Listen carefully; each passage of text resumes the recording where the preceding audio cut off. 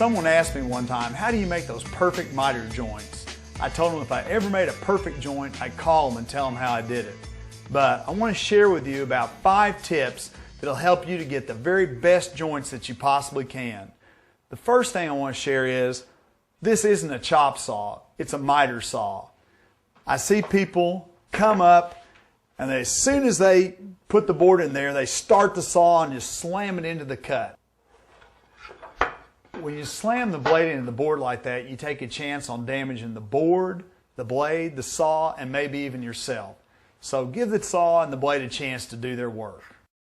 The second thing that I always pay close attention to is keeping the saw clean and making sure there's no debris back against the fence, because all it takes is the slightest bit of sawdust buildup or debris to hold that board a little bit out, and then your cut's not going to be accurate. A great number of the cuts that I make are casing trim.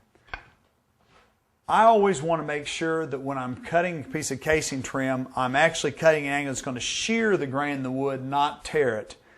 Sometimes I see people turning the board around like this and making a cut from this direction, but that's actually tearing out the wood fibers instead of shearing it.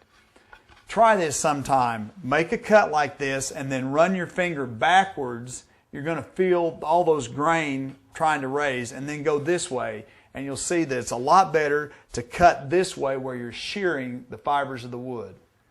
Some people say measure twice and cut once. I almost never try to get the cut exact the first time. I'd much rather cut it close and then make a second cut to make sure that I get the joint I want. Try this sometime if you want to take just a little bit off of a cut. Place the board against the saw, lower the blade all the way down, and then slide the board against the blade.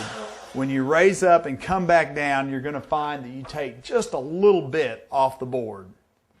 One thing that I found in life is true: you get exactly what you pay for. Instead of spending money on several cheap saws over time, invest in the best saw that you can up front.